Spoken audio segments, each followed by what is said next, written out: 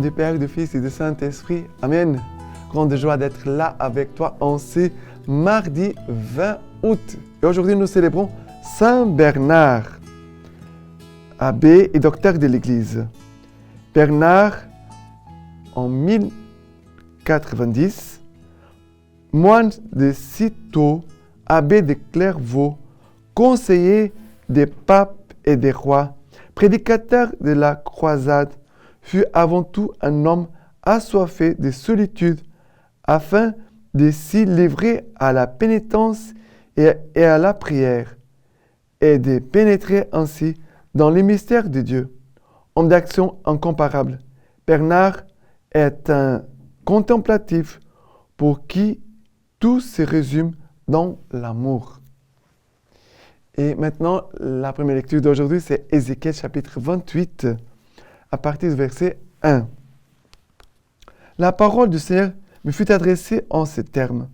Fils d'homme, dis au prince de Tyr, ainsi parle le Seigneur Dieu, parce que ton cœur s'est enorgueilli. Tu as dit, je suis un Dieu, j'habite une demeure divine, au cœur de la mer, alors que tu es un homme et non un Dieu. Tu te fais un cœur semblable au cœur de Dieu. Voilà que tu es plus sage que Daniel. Aucun secret ne te déconcerte par ta sagesse et ton intelligence. Tu t'es fait une fortune. Tu as mis or et argent dans des trésors. Si grande est ton habileté dans le commerce, tu as multiplié ta fortune. Et ton cœur s'est enorgueilli de ta fortune. C'est pourquoi ainsi parle le Seigneur Dieu. Parce que tu t'es fait un cœur semblable au cœur de Dieu. Eh bien, voici que je vais venir contre toi des étrangers, des plus barbares des nations. Ils tireront l'épée contre ta belle sagesse. Ils profaneront ta splendeur. Ils te feront choir dans la fosse, et tu mourras de mort violente. Et au cœur des mers. Diras-tu encore, je suis un Dieu, en face de tes meurtriers? Car tu es un homme et non un Dieu. Entre les mains de ceux qui te transpercent, tu mourras de la mort des incirconcis, par la main des étrangers. Car moi, j'ai parlé, oracle du Seigneur Dieu. Alors, ici, le Seigneur parle au prince de Tyr, et le Seigneur lui dit, parce que ton cœur s'est enorgueilli, tu as dit, je suis un Dieu, j'habite une demeure divine au cœur de la mer. Voilà. Ce prince, il se considère un Dieu. Alors, c'est Dieu qui a tout pouvoir. Jésus va dire, qui peut rajouter une seule journée à sa vie? Seulement Dieu connaît notre vie. Seulement Dieu peut vraiment intervenir dans les choses qui pour nous sont impossibles. C'est pour cela qu'il y a des miracles. Mais ici, quel est le problème? C'est le cœur de cet homme, de ce prince, il est rempli d'orgueil. Et ici, le Seigneur va dire, c'est pourquoi ainsi parle le Seigneur Dieu, parce que tu t'es fait un cœur semblable au cœur de Dieu, eh bien, voici que je vais venir contre toi des étrangers. Ce sont des hommes. Dieu ne fait pas aucune chose. Mais c'est vrai que les gens autour vont faire casser l'orgueil de ces princes. Et à la fin, le Seigneur dit, car tu es un homme et non un Dieu, entre les mains de ceux qui te transpercent. Tu mourras de la mort des incirconcis par la main des étrangers, car moi, j'ai parlé, oracle du Seigneur. Le Seigneur parle, et ça nous donne, par l'écoute, la possibilité de changer notre destinée, de changer notre vie, de changer notre chemin. Tout est possible à partir de l'humilité et aussi de l'écoute et l'obéissance. Parce que je peux écouter, j'écoute, voilà, j'ai écouté. Mais je n'obéis pas. Je ne mets pas en pratique. Le Seigneur veut nous aider par l'écoute, mais aussi par l'obéissance. Et le Seigneur nous aidera à chacun de nous. Et que le Seigneur vraiment nous aide à casser notre orgueil. Même si quelqu'un qui n'appartient pas à l'Église, qui dit qu'il n'a pas la foi, lui, il doit quitter son orgueil. Son orgueil, toujours, apportera des difficultés. L'orgueil, il engendre beaucoup de problèmes dans notre vie, les uns avec les autres. L'humilité, elle ne fait pas de mal, ne fait pas de problème. D'accord? Alors, travaillons, luttons contre notre orgueil. D'accord? Et le psaume d'aujourd'hui, c'est Deutéronome, chapitre 32, à partir du verset 26. J'ai dit, je les réduirai bien en poussière, j'abolirai leurs souvenirs parmi les hommes. Si je ne craignais l'arrogance de l'ennemi, que leurs adversaires ne s'y trompent pas, qu'ils ne disent pas, nullement l'emporte, et le Seigneur n'y est pour rien.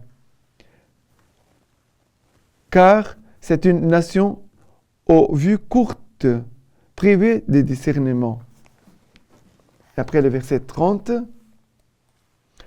comment donc un seul homme en met-il 1000 en fuite? Et comment deux en poursuivent-ils 10 000? Sinon parce que leur rocher les a vendus et que le Seigneur les a livrés. Et après le verset 35. Car il est proche, le jour de leur ruine. Leur destin s'est précipité.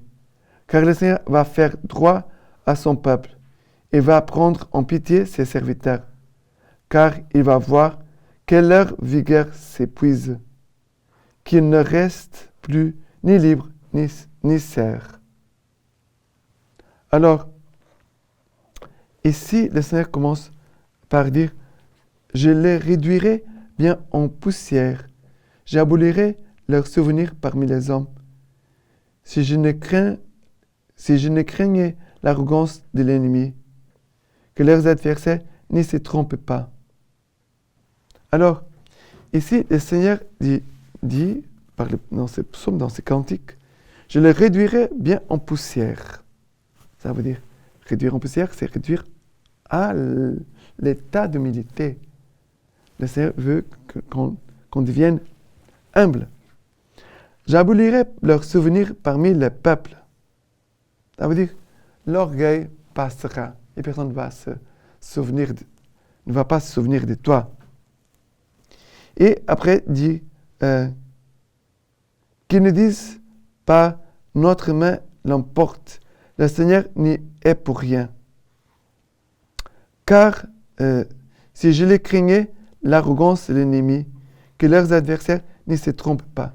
Le Seigneur va aussi passer, on pourrait dire, par les ennemis, les adversaires, ont aussi cassé ton orgueil. On ne doit pas chercher des ennemis. On ne doit pas chercher des adversaires. On ne doit pas les avoir. Si les gens ne nous aiment pas, on ne peut pas obliger les gens à nous aimer. Mais peut-être les gens qui sont autour de toi, avec qui tu as un peu de difficulté, sont là aussi pour t'aider à devenir humble. À devenir comme Jésus. Jésus, doux et humble de cœur. D'accord? Et maintenant, l'évangile d'aujourd'hui, c'est Matthieu chapitre 19, à partir du verset 23. Jésus dit alors à ses disciples, « En vérité, je vous le dis, il sera difficile à un riche d'entrer dans le royaume des cieux. Oui, je vous le répète. Je vous le répète. Il est plus facile à un chameau de passer par un trou d'aiguille qu'à un riche d'entrer dans le royaume des cieux. » Entendant cela, les disciples restèrent tout interdits. Qui donc peut être sauvé? Disait-il. Fixant son regard, Jésus leur dit, pour les hommes, c'est impossible, mais pour Dieu, tout est possible. Voilà, c'est bien que je veux les montrer. Pour qui peut être sauvé? Qui donc peut être sauvé? Fixant son regard, Jésus leur dit, pour les hommes, c'est impossible, mais pour Dieu, tout est possible. Alors, comme c'est tout est possible pour Dieu, moi je garde confiance que Dieu toujours va nous donner la grâce dont nous avons besoin pour faire notre chemin de foi, notre chemin d'humilité, pour faire notre chemin de conversion, pour faire notre chemin d'humilité. Le Seigneur nous aidera. Le Seigneur toujours nous donne la grâce dont nous avons besoin. On doit avoir cette certitude. Dieu nous envoie chaque jour la grâce dont nous avons besoin pour ce que nous vivons. Bien sûr qu'on peut prier, on peut demander, mais nous devons faire confiance au Seigneur qui est là tous les jours pour nous aider et nous conduire. Amen. Et la lecture patristique d'aujourd'hui, c'est vraiment sur le Cantique des Cantiques. Quelle grande chose que l'amour, si du moins il remonte à son principe, s'il retourne à son origine, s'il reflue vers sa source pour y puiser un continuel jaillissement de tout le mouvement de l'âme, de ses sentiments et de ses affections. L'amour est le seul qui permet à la créature de répondre à son Créateur, sinon l'égal à Dieu, du moins dans une réciprocité de ressemblance. Car lorsque Dieu aime, il ne veut rien d'autre que d'être aimé. Il n'aime que pour qu'on l'aime, sachant que ceux qui l'aimeront trouveront dans cet amour même la plénitude de la joie. Maintenant, je vous laisse la bénédiction par les mains toutes pures de la Vierge Marie. Dieu Tout-Puissant vous bénisse et vous garde, le Père, le Fils et le Saint-Esprit. Amen.